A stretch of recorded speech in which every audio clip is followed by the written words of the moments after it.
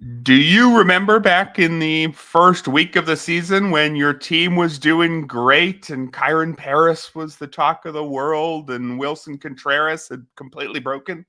Well, time has continued to pass, so let's check in on all those players who were the talk of the first few weeks and find out, should we forget our first impressions? I'll ask Justin Mason that question here on the RotoWire Fantasy Baseball Podcast.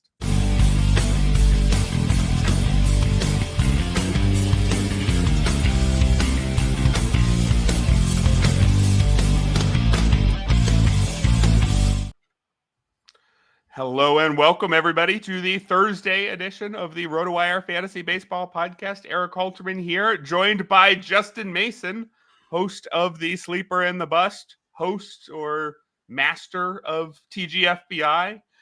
Found his work several different places. You know Justin Mason. But Justin, for the purposes of this show, since we're talking about forgetting first impressions, I think you have to say that you hated me the first time we met, but you've come around and are willing to come on the show. Is that true?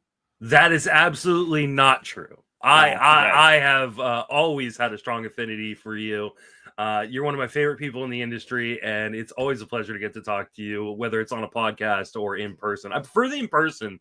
I don't know if it comes across on the podcast or on the radio as well, but you are one of the funniest people that I know in the industry, and I don't think you get enough credit for that.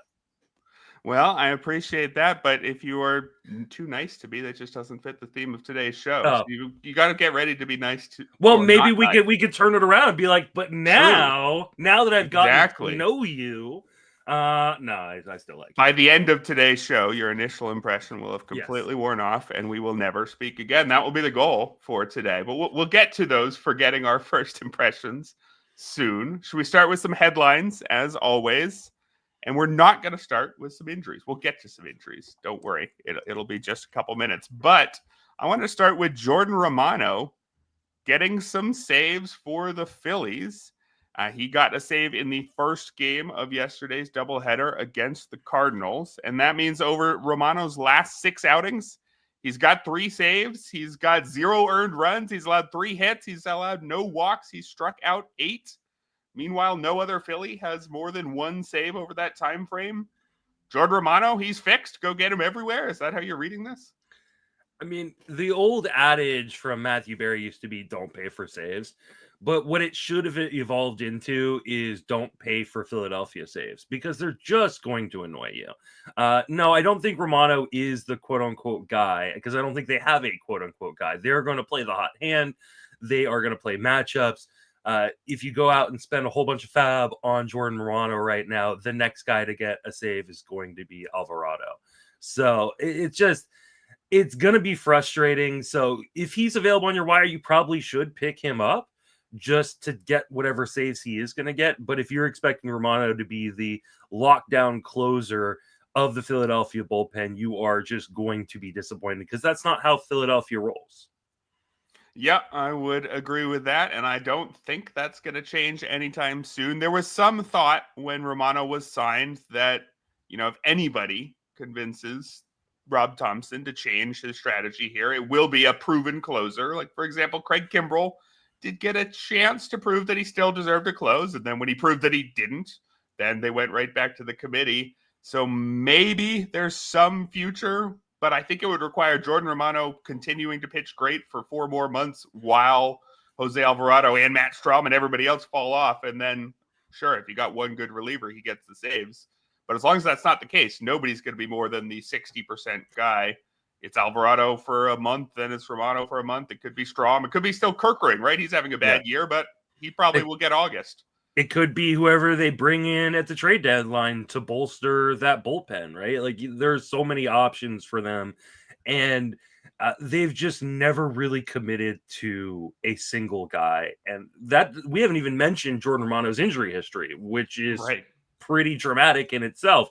So the chances that Romano is going to be getting 90% of the saves by August, I think is pretty slim. So, like I said, I think you should pick him up and just ride the hot streak while it's going. But don't be one of those people that goes out and spends $300 of their $1,000 fab, because you are just burning money. We had a conversation on Sleeper and the Bus yesterday, or maybe it was on Tuesday, and we were talking about kind of saves targets on the wire and how much they've paid off, the ones that have already been purchased. And I said, I think you get about $10 worth of fab per save. That's my just off the head calculus for that. So if you're expecting Romano to get like 18 more saves, don't go over $180. Kind of think of it that way.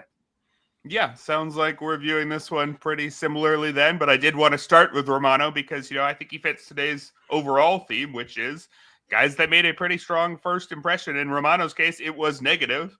And hey, we're still early enough in the year, especially with these relievers, where if they made a negative first impression early, their numbers are still going to be ugly. Romano, who we've been saying positive things about for 5 minutes to start this show, has an 8.22 ERA and a 1.57 whip, but been good for a little bit now, and that's often all it takes.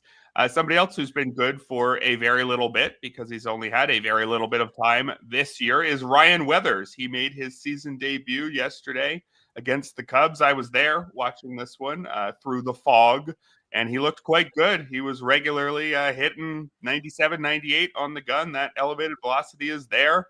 Cubs couldn't do much with it at all. 2 hits, 1 walk, 5 strikeouts across 5 innings. 1 run there on, I believe, a solo shot. Ryan Weathers, everything good we thought about him back in February and March, it's still true, right? Wherever he's available, just think all the same things you thought with a tiny bit of an injury caveat and go get him. Yeah, I think the tiny injury caveat is probably more than tiny, but I think the skills are there. Now, I don't want to overreact to one start. It was against a good team, which is great, and he does pitch in a great ballpark.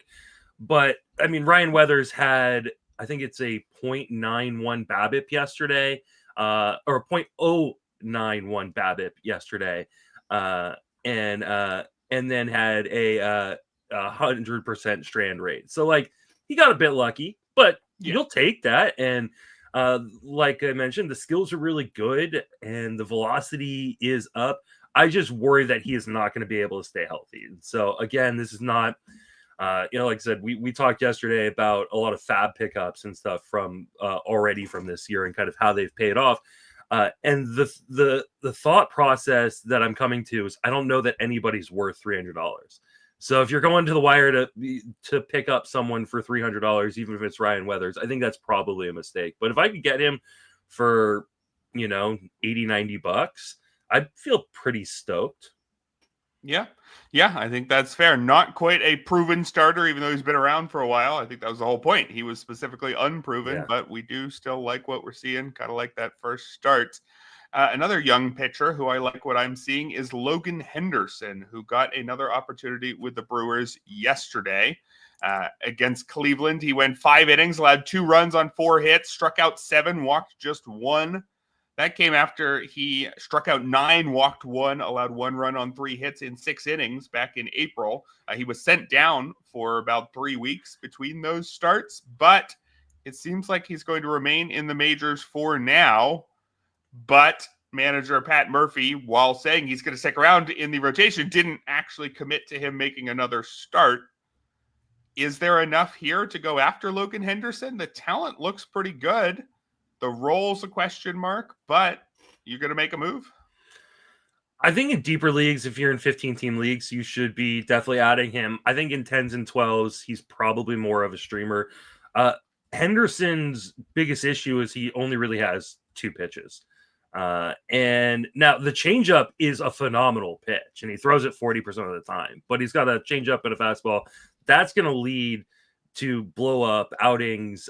This has been shown throughout his minor leagues where he doesn't necessarily have the best command, because if you lose feel for one pitch when you're a 2-pitch guy, all of a sudden you're really, really easy to kind of pick off and hit homers off of. So I think the stuff is really, really good, but he's in desperate need of a third pitch that he just doesn't have. And so I think that maybe long-term Logan Henderson is a better bet than short-term. But in 15-team leagues, it's such slim pickings on the wire. So I totally understand going for it. But in 10s and 12s, I'm picking my spots really, really carefully with a guy like Logan Henderson. Sounds like there might be some Ben Brown to him or something. Yeah, I think that's a really good comp. Yeah, it's just a guy who just doesn't have a full enough arsenal to make it work long-term. Well, you know who else doesn't have a full enough arsenal to make it work long term? At least that's what people used to say. Was Spencer Strider. He is working his way back from a hamstring injury now. And we got some somewhat negative news on him, I suppose. He had a simulated game yesterday, Wednesday, through 65 pitches, but his velocity was down after sitting 95 to 96 in the first inning. It's not great. We didn't expect everything to be great on your first year back from your second major elbow surgery, although again, it's a hamstring complication that he's dealing with most recently. I don't even know if there's anything really to do but wait it out if you've got Spencer Strider, but just how worried are you about this latest update? I wouldn't be overly worried unless we hear something is wrong with the elbow or a shoulder or something like that. Like you said, he's on the IL for a hamstring injury, so I'm not super worried that all of a sudden Spencer Strider's velocity's down. But this is also one of the reasons why I just don't invest in these guys that miss considerable time at the beginning of the season or coming off of Tommy John surgery. We're seeing it with Sandy Alcantara, right? Like that, hey, that was just a poor decision-making process for people who went out and spent a high pick, or Shane McClanahan, right? Like Shane McClanahan was only supposed to be out for a few weeks, and now we're a month and a half into the season, and he is still struggling and having soreness in his triceps. So like, this is why I think the better process is to not take on this risk that can be detrimental, and because guys can have setbacks, guys can have other injuries, and if you're already like throwing out a month of a 5-month season, all it takes is a hamstring issue, and now you're throwing out another month or two. Like, it just doesn't make sense to be drafting these guys in the top 100 the way we were this year, and so for me, this is why I avoid those guys. And but long term, I don't think Strider is going to be a problem. I think you're just going to have to hold on a little bit longer and see. Maybe this is going to be a longer rehab assignment than we first expected. Yeah, I think with a lot of these guys coming back, especially the elite guys like Strider, people can talk themselves into a different logic where they say, okay, yeah, fine, but 5 months of this guy is as good as 6 months of the other guy. Look, I saw the projections. Look, he projects for this many strikeouts. That's as much as other guys project for in 6 months. It's going to be fine. But that assumes that it's only 5 months, right? He only misses one, and that assumes that he's still himself, and you can't assume both of those things. That's the big point right there, is you're assuming that he is the guy that he was right away. And a lot of these guys have adjustment periods, especially coming off of Tommy John. And I know that Strider had the internal brace, but we don't have any information really on how that is coming back from. We have to assume that there are going to be struggles and similar struggles to Tommy John when you're coming back from that injury.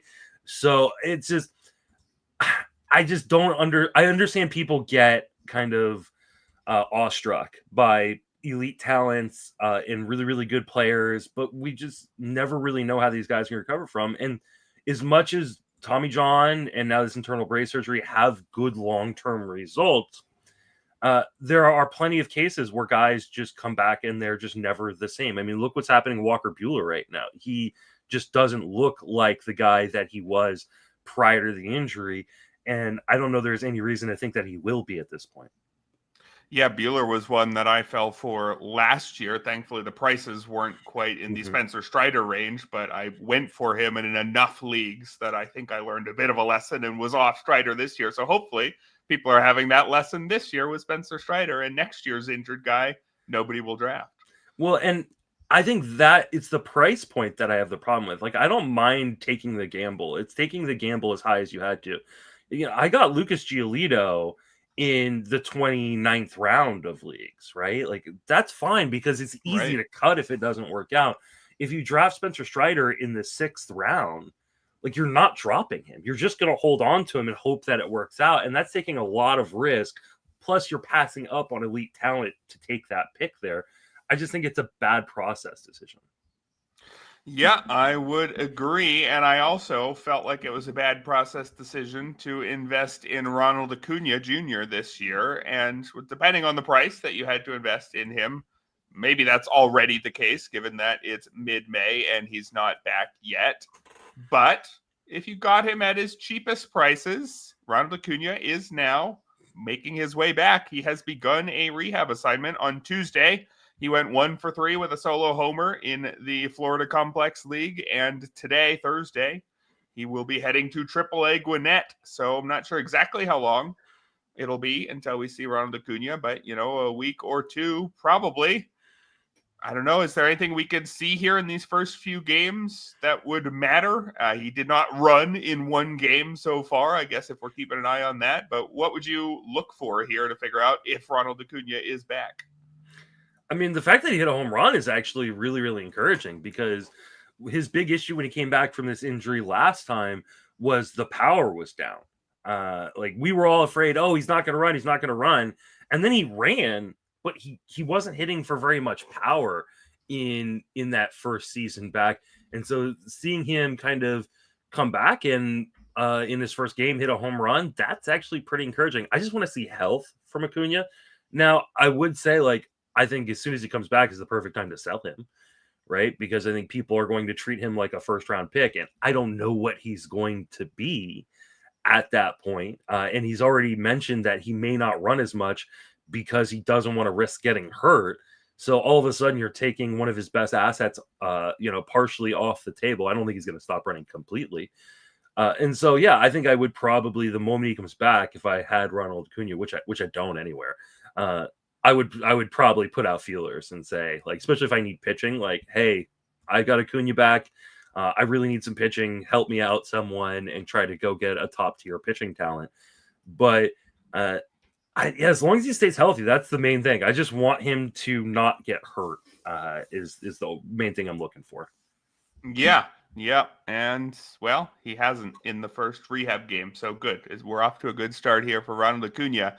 Let's move on to the main topic of today's show, which is forgetting your first impressions.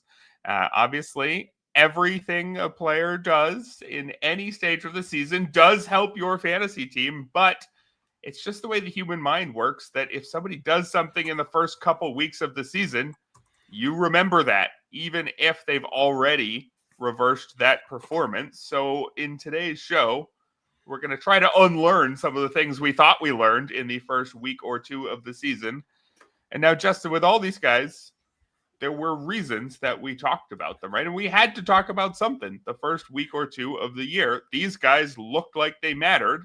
And with most of the guys that we're going to talk about today, I don't think I regret noticing that they were off to a good or bad start, right? It's just we have to do this follow-up a month later and check in. Okay, was there actually anything there, right? Yeah, I say this every year, and then I fall victim to it myself, which is you should spend like the first 3-4 weeks of the season just watching baseball and enjoying the game. Like, we haven't had real baseball on for months and months and months. But the thing we always do is overreact to players. I remember, like, when Didi Gregorius years ago had like an amazing April. We're like, this is a new Didi Gregorius. It's here. The breakouts finally happened. And it didn't. We saw it a few years ago with Jorge Mateo, where it's all like, oh, look, the breakout's happening. He's hitting for power and he's running, he's playing every day. And then, it didn't happen. And we always fall for this stuff. It's mostly because, like, it's kind of the child on Christmas theory, right? Where, like, the child opens up the new present and goes, look how amazing this is. And it's really fun to play with for like 2 or 3 weeks. And then the kid never plays for it again. And you're sitting there as a parent going, why did I buy this for them? Like, this was so expensive and they don't touch it anymore. But yeah, we fall for it every year. So, but yeah, I try to remind people to just sit, enjoy the games. Don't worry about the standings. Don't worry about, like, over performances or under performances, because things will inevitably even themselves out for the most part. Well, things have been evening themselves out quite hard for the first guy we're going to talk about. I'm going to jump down our list a little bit just to go to the most dramatic example of this phenomenon, which is Kyren Paris. A pop quiz for you. What number does Kyren Paris's strikeout rate start with today, May 15th? A 4, I'm guessing. It does. And Another pop quiz. What does that number start with over the last month? Oh, God. Probably, is that a 5? It is indeed a 5. Oh. Over the last month, Kyren Paris has struck out 53% of the time. He's hitting 110. He does have a homer. He does not have a single steal. And, we knew that some sort of fall was coming. We knew that Kyren Paris wasn't close to the player that he showed for that 1 week or 10 days or whatever. I don't know if we saw it coming this hard, but if you looked at things like, say, his contact rate wasn't actually much better, even though his strikeout rate was good during that brief stretch. I mean, there were signs at this point. Do we even view Kyren Paris as a Major League Baseball player? Is that how far that we've fallen in our assessment of him? I mean, I don't think he is, but it's not really up to me. It's kind of up to the Angels. And I think the Angels will give him the opportunity to continue to play, especially because he can play so many defensive positions that they'll kind of take that defensive flexibility as a guy who can play center, play third, play second, play short, and just kind of move him around and let him give guys days off, and then he'll catch a hot streak every once in a while, because this is Christopher Morel, right, in a different package in a lot of ways. He is one of the worst in-zone hitters in all of baseball, and it's the reason why he has been such a polarizing prospect, because people see the power and the speed in Kyren Paris, but it's the inability to make consistent contact in the zone. And he has currently a 68.4% in-zone contact. It's actually the worst in Major League Baseball this season. And that is dreadful. For context, 85% is around league average year to year. And when you get below 80%, I start to wonder if you're a major league hitter or not. He's at 68%. He's not even in the 70s. He is not a major league hitter, but the Angels are going to treat him as such, at least for now. Yeah, I think that's fair to say. So if he's not a major league hitter, but he's getting major league at-bats anyway, should he have been long cut in deeper leagues? I'm just checking his rostership rate. Still quite high in TGFBI. In the RotoWire Online Championship, which is 12 teams, it's still 36% even there. It's hard because in fantasy, he gets that added boost of having that multi-positional eligibility, right? And so just because you're rostering him, what's the start percentage? I think that's the bigger question, because he definitely shouldn't be started, but his roster flexibility to give you, if you lose someone on a Tuesday, be able to move that person into the lineup, move Kyren Paris in the lineup on Friday, makes a lot of sense to have that as the flexibility. But from a talent perspective, no, he probably shouldn't be rostered and definitely shouldn't be started. But from a roster flexibility standpoint, I can understand it. Yeah, I guess that's fair. So still a role in a few leagues. And hey, maybe if you've still found a role for him on your bench, you'll get lucky and he'll be in your lineup the next time he has 3 homers in a week. He still probably will have one of those weeks at some point. But man, he has fallen quite far. But the next guy on our list here is still, I think, a good player. But maybe we got a little bit overly excited about him. And that is Tyler Soderstrom, who really came out of the gates flying. Was one of the biggest stories, I would say, of the first week or two. He was showing a ton of power. He was a young player who we always thought was good. And now that he was fully established as a first baseman, I mean, it all just made sense. You throw in that good park as well. But let's see. He got his 6th homer of the year on April 7th. And at that point, he was hitting 381. Since then, he only has 4 more homers, and he's only hitting 252. The strikeout rate since April 8th is up at 24.4%, which is not high. But Tyler Soderstrom looked like he was making big gains in his contact and looked like everything was going right at once. What's your assessment of Tyler Soderstrom at this point, 7 weeks into the season? So Tyler Soderstrom is the Erik Halterman of Major League Baseball. And I say that because I liked him from the jump. He was a big target of mine in draft season. He started off hot. And yeah, things have slowed down a little bit. But I still love Tyler Soderstrom. The underlying numbers are still fine. Since that hot streak kind of cooled down, so from April 7th on, he still has over 90% zone contact. The dude is making a ton of contact. And when you see a guy as big and strong as Soderstrom, who can hit so many home runs, making that kind of contact, you have the potential for a special player. And I made a bold prediction kind of on the Sleeper in the Bus podcast in draft season that I said Tyler Soderstrom, if he gets to 600 plate appearances, he's going to hit 40 home runs. I still believe it. I still think he's going to hit 40 home runs for the season. And I think he might do it with like a 270, 280 batting average at this point because he is making such good in-zone contact. I love Soderstrom. And we haven't even gotten to the hot part of Sacramento. That's coming, right? Like I live in Northern California. I'm an hour away from Sacramento. And next week, we're going to start hitting 90-degree temperatures all week in Sacramento. The ball's going to fly. That ball is going to carry and fly in Sacramento. I will not be shocked if he hits 40 home runs this year. I think he's going to. I noticed the interesting thing in Soderstrom's stat line here. His strikeout rate is only down 1.1 points compared to last year, 24.9 to 23.8. Yet his batting average is up over 50 points. And you might think, okay, well, that's probably not going to stick around, right? He's not actually making that much more contact. But his expected batting average has jumped from 240 to 300. And he hit the ball hard last year, too. I don't totally know what to do with that, but StatCast is basically telling us, even though he's only average-ish at making contact, he actually should hit for a high batting average because his contact quality is that high. Is that what you'd read there? Yeah, so what it is the contact in the zone is much higher. So last year he was at 85 or 84%, which is just below league average.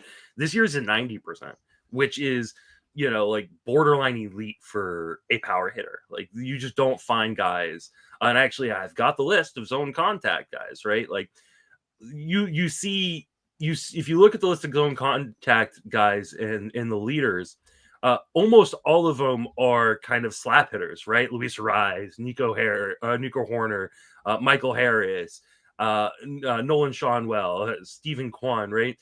The only ones that actually are you guys who can hit for power are elite talents that are at the top of this list. And so when you start putting a guy like Soderstrom at the top of that list of he's able to make a crap ton of zone contact and has that power, like you're going, hey, this is really, really special. And some people have pushed back on me on like how much I like zone contact and how important it is to me. But what it really is it gives you the opportunity to get lucky. The more contact you make, the more chances you are going to have that ball fall and have a higher BABIP. And I think that Soderstrom's one of these guys that, yeah, he's making better quality of contact in the zone, and that's paying huge dividends.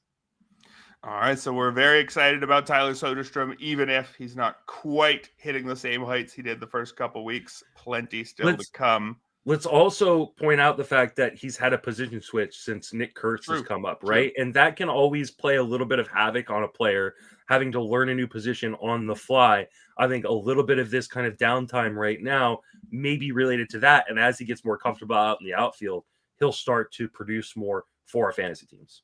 That's a great point. So let's take a look at, just real quick, a few more hitters who had hot starts. I want to get to some of these pitchers as well, and then some of the reverse here. Andres Jimenez, I think this one has been talked about a lot, but the fact that he hit 3 homers in March and then none in April or May and is now hurt with a quad strain, do we need to keep him around anywhere at this point? I mean, deeper leagues, sure. I think only if you need the speed, because I think he's still going to provide the stolen bases, right? 9 stolen bases on the year. But in shallower leagues, you could probably find guys off the wire pretty easily that can steal you those kind of bases, and you don't need to be holding on to them. Obviously, in a deeper league, you're probably just stashing and hoping he comes back. He was getting pretty unlucky. His XBA was like 255. So like if he was in 255, would we be discussing Andres Jimenez? Probably not. That's fair. Another guy who started out hot, Wilmer Flores. He had 6 homers through April 12th. It kind of looked like he might have been putting himself back on the map as a useful deeper league fantasy option. Only 1 homer since then, only a 77 WRC plus since April 13th. He's just Wilmer Flores, right? Yeah. This is, he's best suited as a short side platoon guy, but the Giants don't have the depth offensively to make him a short side platoon guy. And so they're going to give him more opportunities. He's a fun dude. He's a really good clubhouse guy, a much better real life baseball player than a fantasy player. But yeah, you should be moving on from a guy like Wilmer Flores. And then one other deep league guy who caught my eye early, Kyle Farmer, was getting a ton of playing time in Colorado. And through April 16th, he was hitting 345. Since then, he is hitting 138, although he did finally hit his first home run. If you had picked up Kyle Farmer for your 30th spot on the roster in deep leagues, should he still be there? Probably not. I mean, these Colorado guys just struggle so hard on the road, and you also don't trust your organization. It's just a terribly run organization where you have no idea who's going to be. Maybe this is the reason you should actually hold on to Kyle Farmer, because they're not going to play the young guys over the old guy in Kyle Farmer. But I don't know. I don't think he's very good at baseball. So I think I'd rather go with someone who I think is.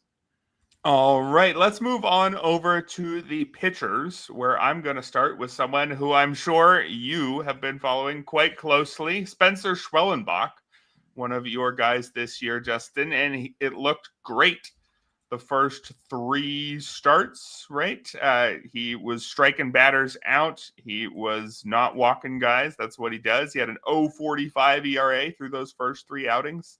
At first 2 outings, I guess he didn't even allow a single run. Since then, though, in his last 6 starts, it's a 4.98 ERA. The strikeouts have disappeared, an 18% strikeout rate over the last 6 outings for Spencer Schwellenbach. Are you worried at all about this downturn? No, I'm not. He's been tinkering with stuff with the fastball, and I think that is just kind of tripping him up a little bit. I think he's going to be fine. He's still a really, really good pitcher who doesn't walk guys, doesn't really give up a ton of home runs. I think the strikeout rate will be fine in the end. His last 2 outings have been a total of 13 innings with 2 earned runs given up in total. Yeah, you haven't gotten a bunch of strikeouts, but you're still getting really, really good ratios. He's on a good team that's about to get better with Acuna coming back. I love Schwellenbach. I still think he's a top 10 starting pitcher rest of the way. All right. Yeah, I would look at starts where he both had bad K to BB numbers and was allowing a lot of runs, and there's maybe like one of those in mid-April against the Blue Jays. Then he had another against the Dodgers where he let out a bunch of runs, but it was 4 strikeouts and 1 walk and 3 2/3. His last outing, the strikeouts to walks were bad, but he only gave up 2 runs in 7 innings. So are you really going to complain about that? So I think with a guy like this, where even when he's not fully on, he's far from fully off. If we think that he's going to be on again in the future, this is the kind of slump you want to see, right? Yeah, and I mean, I literally, I think, wrote about him last week. I write a buy low, sell high article over at Fantasy Pros every week, and he was on my buy low. Like, if anybody is complaining about Spencer Schwellenbach, he's someone I want to buy low on right now. I don't know that you even can. I'd pay full freight though. Like, I just think he's that good. All right. From one of your guys to one of my guys, I was a little bit too into Jack Flaherty this draft season. I remember. At least that's what I thought. That's what everybody was telling me. But then in this first 3 starts, I didn't feel like I was too into Jack Flaherty at all. He had a 1.62 ERA. He struck out 21 batters in 16 2/3 innings. Since then, it's been up and down. There's been 2 very decent starts in his last 5, but 3 that aren't so great. That's led to a 6.66 ERA. Strikeouts are still there, though. 29 strikeouts in 24 1/3. And this is somebody who I believe has a much worse ERA than the ERA estimator. It's a 4.61 ERA with a 3.28 SIERA. Should I still be feeling good about Jack Flaherty, or am I getting my comeuppance here? Maybe a little of both. I think you're getting your comeuppance a little bit. I think some people were a little bit too high on Flaherty coming into the season. The ERA indicators are all over the place. You mentioned the SIERA. He's also got a 3.35 xFIP, but he's got a 4.68 xERA. Like, and I mean, part of the problem with like xFIP is it normalizes the home run rate, which I don't think you can do with Flaherty, because right now I think the problem with Flaherty is the command isn't as sharp as it's been in the past. We're seeing the location plus drop. He's always kind of been like a 105, 106 kind of location plus guy with 100 being average for those who don't understand what the heck I'm talking about. So he's always been kind of above, and now he's kind of league average in terms of location. He's not able to dot things within the zone. He's able to get to the zone, though he is walking a few more guys this year, but he's not pinpointing things within the zone, which is leading to the huge home run rate. He's almost 2 homers per 9 this year, Flaherty is. So I'm a little bit concerned, because anytime you see a guy who, the last few seasons, he's had, some ups and downs in the home run rate, but nothing like this. And he's got the injury history that he does. I worry that there's something wrong physically with him. Or it could just be a mechanical issue that needs to be worked out. And I would trust the Tigers, who have turned out to be a pretty good pitching organization, to figure it out. But I would be a little bit nervous right now if I had Flaherty. But luckily I play in leagues with you, and so I don't have Flaherty anymore. Yes, good point. I will take him off your hands, and I am indeed a little bit nervous. He is not reliable, which is why you could get him where you did in the draft. I just think he's really good when he's on, and it looked like he might be on again now that he was back with the Tigers. I'm a little bit less doubting that, but with the strikeout stuff still being there, 29% strikeout rate, that's the good Jack Flaherty. It's not all there, but it's not all not there either. We'll see where it goes over the next 4.5 months. Some more pitchers here who caught the eye early. How about Max Meyer? He's somebody people really wanted to like, a talented pitcher who showed something, then got hurt, and then didn't show much last year after coming back from injury, which made him a very cheap sleeper during draft season. So when he came out and had a 2 ERA in his first 3 starts, people were feeling pretty smart there. But in his last 5 outings, it's a 5.93 ERA for Max Meyer. Now, he does still have 33 strikeouts in 27 1/3 innings over that stretch. So is Max Meyer still fine? Yeah, I think Max Meyer is still fine. The last outing specifically, this was a complete usage issue where he was pitching lights out through the first 6 innings, and they brought him out for the 7th for some reason. Like but that's the hard part, because it's a Miami organization that I don't really trust to use guys properly. We're seeing issues, not that Alcantara's issues are all usage related, but we all just seeing usage related issues with him as well. So it may be a little bit bumpier. And I think we did get a little bit too excited about Max Meyer to start, but I do think he's a really good pitcher. He added the new pitch, the slider, prior to the start of the season. His stuff's always been really, really good. I think that Meyer is going to be fine in the long term, but I think you're going to experience some ups and downs. And the fact that he pitches for Miami, while it's a really good ballpark, it's a terrible team. And so the win potential is really, really low. So I'm not dropping him. And I actually, if someone's scared right now, I would kind of try to buy low on him. Maybe I write about him this week for my buy low article. But I'm not. Maybe he isn't going to take the step into a top 30 starter. Maybe he's more between top 40, top 50. All right, so cool the hype on Max Meyer, but definitely far from out on Max Meyer. The next pitcher I've got here, Drew Rasmussen. People were not sure what to do with him, and by people I mean me, but I think not just me. Just so many injuries in Drew Rasmussen's past that was he really going to be used in the rotation by the Rays? Apparently, so far, he's pitched as nothing but a starter. Now, he's not going deep into games, has yet to even complete 6 full innings, but in his first 4 starts, it looked like he was going to give you 5 great innings every time. He had a 0.87 ERA in his first 4 outings, struck out 22 batters in 20 2/3. But Drew Rasmussen, in his last 4, the ERA is over 6, and he struck out just 13 in 19 1/3. So is there anything here for fantasy purposes for Drew Rasmussen? Is there 5 innings at a time that's still worth trying to go for? Well, we may need to start thinking about Rays pitchers, at least for the next few years, while they're playing at Steinbrenner Field, as Rockies pitchers in some regards. And I say this because, 1, it is a really tough pitching environment, but 2, I think there's going to be certain guys that you look at their home road splits, and Rasmussen is one of these guys where you go, wait, he's better at home? Shouldn't he be better on the road? But we just never really know how these pitchers are going to adjust to these extreme environments. And, sometimes we see, I think it was Like Kyle Freeland a few years ago was like amazing at home and then terrible on the road, but people kept like, oh, you just stream the Rockies guys on the road and you're fine. Like, no, he was getting his head caved in every time he went on the road and was great at home. Like, you just don't know how guys are going to react to this. I like Rasmussen from a skills perspective. I think he has a ton of upside. We're not seeing it in the strikeout rate right now, which is a bit concerning.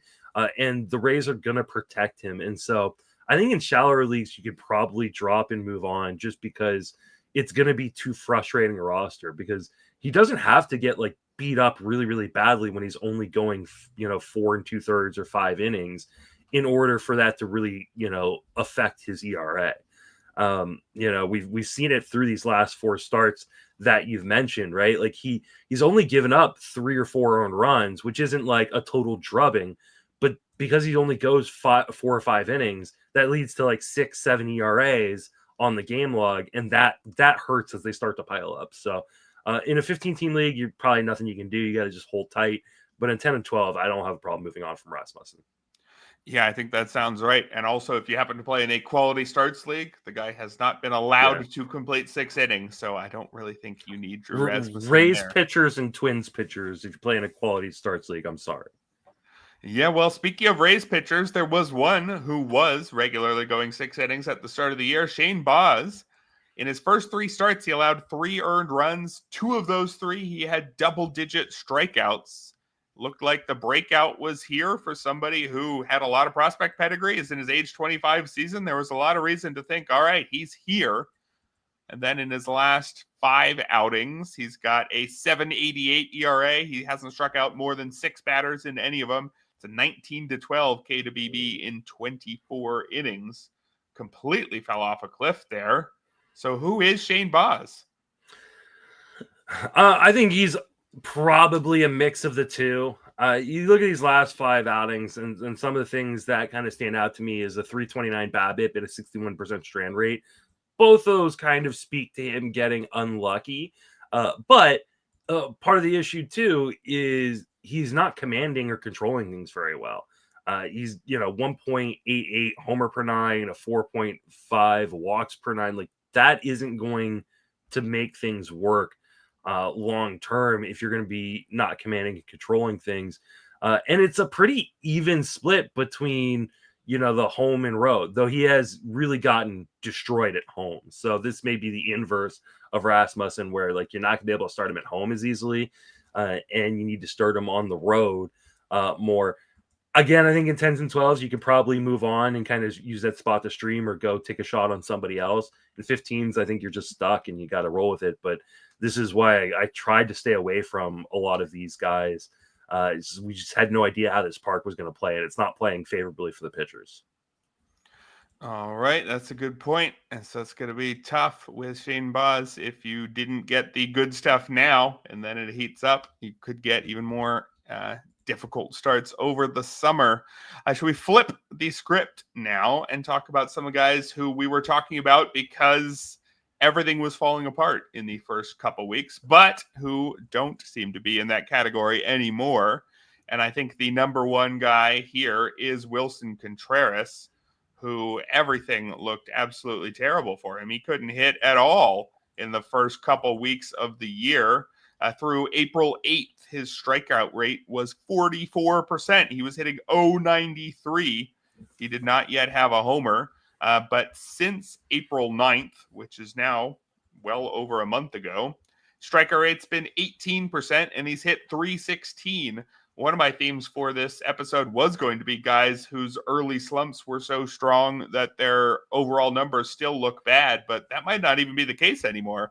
We've almost reached the point where Willson Contreras' season line looks indistinguishable from his previous ones. I guess you could say his batting average is a tiny bit down. His OPS is 757 when it had been in the 800s the last few years, but I feel like I'd pretty comfortably predict another 800 plus OPS going forward. No, are we at all worried about what we saw those first 2 weeks at this point? No, I think it was literally just bad luck. Like it just, and I kept telling people like, don't drop him. Like just stop. Don't like.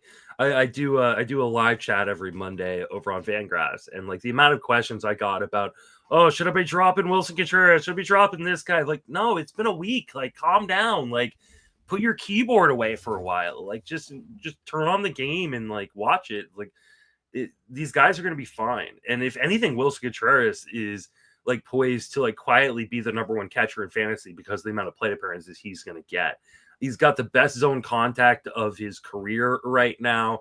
His power. He's even stolen a couple bases already, which like, hey, are we going to add a little bit? I mean, he's obviously not going to be like a double-digit stolen base guy, but if he steals 8 bases, like on top of 27 home runs and a good average, like that's going to be catcher one material. So I really like Willson Contreras, and if someone would be willing to trade him, you're gonna have to pay full freight now. You should have bought low a few weeks ago, but I would still pay full freight for Willson Contreras because I do think he may end up as the number one catcher, especially with his brother William having a broken finger and trying to play through that. I think that there might be a change in who's the better Contreras for this season. Yeah, I was just looking at where he sits in plate appearances among catchers, and I realize he technically isn't a catcher this year, so it's a little bit harder to figure out. But he has 184, and among catchers, that would lead the league. Cal Raleigh, 182. So that's what you're hoping for if you drafted Willson Contreras. If you successfully rode out those first 2 weeks and held on, I think you'll be pretty happy going forward. But so with Willson Contreras, you could talk yourself into holding on because he'd been good for a long time. It's a difficult situation with some of these guys who are only good for a little bit, which was the case with Mark Vientos. I mean, he didn't even give us a full season last year. It was 111 games where he looked very much like a legitimate major league contributor, more than contributor, somebody you'd want to make one of the key pieces in your fantasy lineup. Then he got off to quite a poor start to the point where he still only has a 104 WRC plus on the season. And his 5 homers are less than you'd expect, but he didn't hit his first homer until April 17th, which means through April 15th, he was hitting 145 since then. 5 homers with a 318 batting average for Mark Vientos. Also, strikeouts are down. They were down those first few weeks while everything else was not going right. And it was interesting to try to figure out, okay, does he need to start swinging and missing more to get good again? And maybe not. There's some interesting developments here. What do you make of the course of Mark Vientos' season so far? Yeah, I gotta look it up and like see like who the hitting coach is in New York for the Mets, because this is really interesting. Usually when a guy is struggling, especially a young guy is struggling early on in the season, what do? They try to swing their way out of it. They get really, really aggressive. They start swinging at everything. They're like, oh, I'm just gonna swing my way out of this. And Mark Vientos did the opposite, which has been amazing for him. He's making the best swing decisions of his career. He's got 82% zone contact, which is still below league average. But like last year was 78%, right? That it was below that 80% threshold I was talking about earlier. This is what we usually see from a guy like Soderstrom or a guy like Vientos. Is what makes me why I love Soderstrom so much. Is these guys, they very rarely hit league average contact numbers inside the zone. But Vientos is improving that zone contact. He's improved the swing strike rate. It's dropped it from 16% down to 13%. He's dropped his O swing, so swinging outside the zone, from 31% down to 27%, which is pretty close to league average. And he still has that amazing power. Like the power isn't dropping off at all. Yes, I don't think that Vientos is going to be a batting average asset. I think he's the guy who's probably going to hit between 230 and 245, somewhere around there.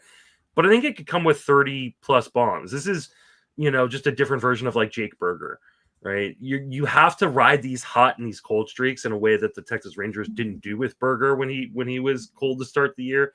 But the Mets are seemingly more patient with Vientos than the Rangers were with Berger. And if you don't want to trade this guy on the tail end of a cold streak, you want to trade him on the tail end of a hot streak. And so you have to, when he starts off cold, you got to kind of ride it. And now he's hot, if you don't like those ups and downs, it's okay to trade him. But just know, like, he could hit 10 home runs next week and it wouldn't be surprising. Like, that dude has unlimited power. He could also hit, 190. So you just kind of he's one of those guys you set and forget it, and you look at the end of the season, you go, okay, yeah, you hit 36 bombs with a 240 batting average. I'm okay with that. All right, so we are happy to trust Mark Vientos, even though it was a poor first 2 weeks and it was only 2/3 of a good year last year. I would agree there's enough here, certainly. I like what I'm seeing. I think he's going to be fine. Let's go to another NL East third baseman, not one with quite nearly the same power, and that's Alec Bohm. He did not hit his first home run this season until May 6th. He just hit his second yesterday, so congrats, Alec Bohm. His turnaround, though, probably started a few weeks before May 6th. If we look at his numbers over the past month, he's hitting .330 with a 13% strikeout rate. Looks fine there. Up to that point, he had only been hitting .156. 23% strikeout rate isn't bad, but is bad for him. Is this enough to say Alec Bohm is fine? Although, if he's fine and batting 8th like he is now, then who is Alec Bohm? Alec Bohm is who he always has been, which is he's fine, but he's boring. Like, I'm never enthused by Alec Bohm. Like, yes, he hits for average, but it's not like an elite batting average. Like, he's not a 300 hitter. It's like a 270, 280 kind of hitter, and he doesn't have very much power. Chip in a couple stolen bases. But the batting at the bottom of the order, or 8th, like, that's the concerning part, because the beauty of Alec Bohm is he's kind of a steady Eddie accumulator type, and you just don't get to accumulate if you're batting lower in the lineup. I hope he moves up, but no guarantees in that Philadelphia lineup. Yeah. I don't know exactly what they would do. I mean, they could just say, now that you're hitting again, when you hit, you're a cleanup guy, but I don't think so. I think that it was always kind of weird that he was locked in there. Yeah. He just only had the spot because he was doing well with it. And if that's not the case anymore, he does look like he should bat, at least 6th or something on a full healthy Phillies team. We got one more hitter here who got off to a slow start, and that was Jackson Holliday. Looking at his first, through April 13th, he was just hitting .213. He only had 1 homer, 1 steal, and Jackson Holliday, of course, disappointed for most of all of last year. So this looked like more of the same. But over the last month, he's hitting .274. He's got 3 homers. He's attempted 3 steals. He's only been successful on 1 of them. But it's certainly a meaningful step in the right direction here for Jackson Holliday. Is it enough? Does this count as he's pulled out of that early slump and he's hitting like the player we're hoping he's supposed to be? I don't know that he's going to be the player that some people thought he was going to be, at least this year. I think long-term Jackson Holliday is going to be a really, really good player. Maybe like in the same vein as like a Marcus Semien at Marcus Semien's kind of height, a guy who's going to play every day and accumulate really good numbers, but it's never going to be a first or second round pick. He's mostly going to be kind of that 4th, 5th round guy that you're really, really fine with having. But ultimately, I don't see the star potential necessarily in Holliday, especially for this season. I will say that he is making way better swing decisions. He's making a ton more contact in the zone. It's over 90% this year, where it was about 80, 81% last season. His swing and strike rate is down 5% from 13.5 to 8.5%. So I do buy like a lot of these gains, and I think he can be an interesting accumulator for the season. He's going to get some stolen bases, going to get some home runs. He could put up like a 260, 270 batting average, but I don't know if he's going to pop in the way. Remember, he's 21 years old. Like, he's still so young. And that's even with him moving the fences in a little bit. It's not the easiest park to hit in anymore. So I think Holliday is going to be good, but I don't know that he's going to be great. That sounds fair. So encouraged to see the signs of of progress, but don't go overboard here with Jackson Holliday. Let's end with a few pitchers who were off to worrying starts, but who have maybe turned things around. Dylan Cease. This is complicated by the fact that he had a forearm scare a couple starts ago, but that it's recomplicated by the fact that his best start of the year, I think, was right after that forearm cramp. He struck out 10, allowed 2 runs in 6 2/3 in his first start back. So I guess he's fine. And that came right after he struck out 9 and allowed 1 run on 1 hit in 6 2/3. So the last 2 starts in particular for Dylan Cease have been excellent. If you look over his last 6, it's a 29% strikeout rate against a 9% walk rate. That looks like Dylan Cease to me. It's really just those first 3 outings where you had 2 where he failed to even complete 5 innings. His ERA was sitting just shy of 8 after those first 3, but after a down and up season for Dylan Cease, are you viewing him the exact same as you did back in draft season, or is there some change? Yeah, no, I think Dylan Cease is who he's always been, which is a guy that has elite stuff and elite talent, but sometimes there's going to be massive bumps in the road, and you're just not really going to know exactly when those are coming. If you take out that one start where he got just absolutely torched in Sacramento against the Athletics, gave up 4 runs. Gave up 9 runs in 4 innings and walked 3. His ERA on the season would be 3.15. Like, it's that one start that's carrying. I mean, this is just like Bailey Ober, right? Bailey Ober gets shellacked on the first start of the season, and he's still working it off as we're going. Like, I don't think there's anything wrong with Dylan Cease. He's just going to be frustrating because that's who Dylan Cease is. But I think at the end of the day, if you just kind of set and forget it, as long as he's healthy, that forearm thing does scare me a tiny bit. But as long as he's healthy, I think Dylan Cease is still a top, 15 starter. I don't really have that much concern for him. Yeah, I think that's fair. And should we do Bailey Ober real quick while we're here? Sure. I did put him on the list, but there's very little to say because it was just one start for him. Yeah, as it is seemingly every year. I mean, yeah, just don't start him in March. I think that's going to be our mantra. I mean, has this been enough years that do you think you're actually going to do it, right? We can say this now, right after he has that bad start. Do you think you're bold enough to do it? Because he's probably going to be your SP2 next year. Are you going to bench him in your first start? So it'll depend on who he's playing against. But I hope you remind me. I hope when we talk before the start of the season, like, you remind me, like, hey, just don't start Bailey Ober for the first start of the year, because he got shellacked last year against Kansas City, who I thought was going to be a better team, but I didn't think. Well, actually, I did. I had a bet on them to make the playoffs last year, so I did think they were a playoff team. But I left him in there because it's Bailey Ober. He was my SP2 or SP3. Like, I got to start him first start of the season and get shellacked. This year it's like we're not thinking the Cardinals are any good, right? And so it's like, he's my SP2, my SP3. Like, I've got to start him, right? Yeah. So next year I really shouldn't. But what'll happen, right? I won't start him, and he'll throw like a no-hitter. Yeah. So, like, part of me just thinks I'll go with it. If it happens 3 years in a row, I'm just gonna lose my mind, though. Yeah. Well, Bailey Ober's ERA since the start of April is 2.36, but his ERA on the year is 3.72 because that one bad outing can do just that much to you. The only thing I want to mention here is the strikeouts are a little down, 19% for Bailey Ober on the year, even if you just look at it since his, first good start, which was the second start of the year. The strikeouts are down. He was all the way up at 27% last year, 25% the year before that. Is this a minor worry at all? No, not really. Swing and strike rate's down a little bit, but not enough where if you cut off that first start, like, it's barely down at all.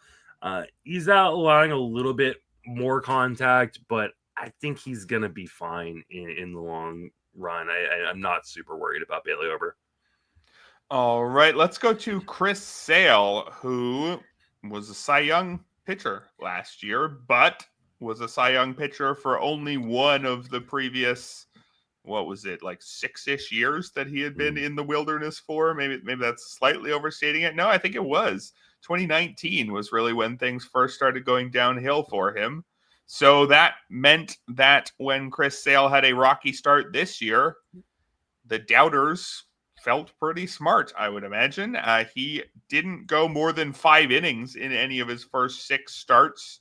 They weren't all bad, but particularly some of the first few were really not good at all. His ERA after his first 4 starts was just 6.63, despite the fact that he'd struck out 24 batters in 19 innings. But Chris Sale has put things together. Over his last 4, it's a 184 ERA, 185, and he's got 32 strikeouts in 24 and a third. So the strikeouts were always there. The ERA wasn't early, but is that just something that happens with ERA sometimes and there's no other story here, or was there an actual reason to worry? No, he was just getting unlucky. Through his first 4 starts, he had a 407 BABIP, and a 61% strand rate. Like, those are like atrocious numbers for a guy like Chris Sale with his talent. Since those 4 starts, the BABIP is still high. It's 380, but but the strand rate is kind of normalized, and he's been totally fine. This was another one of those guys. Actually, all 4 of these starting pitchers we're going to talk about are all guys I've written up at some point this year as buy lows, and I hope people actually bought low on these guys, because I think all 4 of them are going to be fine and going to be really, really good rest of the way, including Chris Sale. All right, the 4th guy that you're alluding to here, Reese Olson. I don't know how much he fits the theme if we're trying to talk about guys who were getting talked about for their early slumps or their early hot streaks. People don't tend to talk about Reese Olson very much, for good or bad, has been my experience, because he's doesn't do anything exciting, but he's fine. He's a useful addition to your fantasy team when things are going well. And so a lower ceiling guy like that, when you saw his bad first 3 starts where he had just 13 strikeouts in 15 innings, a 6 ERA, it could be easy to cut somebody like that who doesn't have a high ceiling and who currently is showing a lower floor. But since then, Reese Olson has a 195 ERA. He struck out 32 batters in 27 and 2/3. So is Reese Olson fine and he's going to have some bad periods and some good ones? Or is he actually good and we should ignore that early slump and say, wait, look at who Reese Olson is now. Go get him. A little bit of both. I like Reese Olson, especially because he is a guy who just eats innings, right? And I think these, Nick over at Pitcher List talks about Tobies, right? Like, they're boring. Like, you find them. Like, Reese Olson is like a Toby plus. Like, he's a guy that he has good skills, but what he really is good at is compiling a good amount of innings with good ratios. But we're also seeing some growth in the strikeout rate from Reese Olson. It's the best swing strike rate of his career. He's made improvements on his O swing from last year. The problem with Reese Olson is he allows too much in-zone contact. And so you're going to see these kind of periods that we saw in the first 3 starts of the year where the BABIP runs high. And that's what happened with Reese Olson in these first 3 starts, is he had a 364 BABIP to start the year and a bad strand rate, a 65% strand rate. Now those are starting to normalize, and so he's running better. But again, like, this is the inverse of the zone contact issues with hitters, right? We want to see hitters who allow a lot of zone contact because it gives themselves the opportunity to get lucky. When you have a higher zone contact as a pitcher, it gives yourself the opportunity to get unlucky. And so that's what we saw early on in the season. So I think those will reoccur. So I'm more concerned about Reese Olson than the other 3, but ultimately I do think he's going to be fine. There's just going to be periods where he kind of is really, really hard to start. And I think you just kind of close your eyes and hit the submit button. Yeah, sounds about right. So that'll do it for our look at a bunch of players who started out strong and have cooled off, or the reverse. Now, of course, most of these guys will continue zigzagging throughout the year. That is how the baseball season works. But I think that we are deep enough into the year that this sort of analysis starts to make a little bit more sense, right? Not everybody is fully explained by their season-long numbers. Well, Yep. Obviously in both directions. We're at a confusing time. It's still a small sample, you can say that, and it's a big enough sample that they're not necessarily all of their numbers. A tricky time of year. Do you think that generally fantasy players this time of year, are they more likely to make a mistake when they forget that this is too small of a sample? Yes. Or are they more likely to make a mistake the opposite way? No, they're more likely to make the mistake early on in the season. We see it every year with people like, well, I dropped this guy. I dropped Willson Contreras. Like, I dropped this guy early on in the season, or I gave up on this guy too fast, or I traded for this guy who was really, really hot to start the year. I traded for Kyle Stowers, and now I'm upset, or I traded for Cameron Meisner, and now I'm upset. But yeah, we have to balance the you need to be patient with the you need to act fast, because you do need to act fast on guys. When you see someone potentially breaking out, like, you need to go and get that guy in case it does stick around. But we also need to be patient on the guys that we drafted highly. Like, we drafted them highly for a reason. If you're like me and you put in months of prep time for your fantasy baseball drafts, don't give up after 2 weeks. Right. So people who picked up Kyren Paris, they did the right thing. They played fantasy baseball correctly. Yeah, as long as you drop him once he cools off, right? Like, right. It's okay to ride the hot streaks as long as you jump off of it when it becomes a cold streak. All right. Well, we have ridden the hot streak of this podcast for an hour and a bit, but I can see it's about to go cold. So we're going to end it here before Justin has completely flipped his impression of me. But thank you very much for your time. Thank you, listeners. Thank you to everyone who hung out in the chat. Justin, where can people find all your work these days? I'm on every social media platform under Justin Mason FWFB. I'm not as active as I used to be on those socials outside of YouTube, where I'm dropping podcasts all the time. But I always answer questions. So if you ask me questions, I will definitely go and respond. I'm just not like live tweeting my life anymore. So, yeah, Justin Mason FWFB on every social media platform, including TikTok. And then, yeah, you can read my work at Fangraphs and Fantasy Pros, and I'm on the Sleeper on the Bus podcast and the Friends of Fantasy Benefits podcast.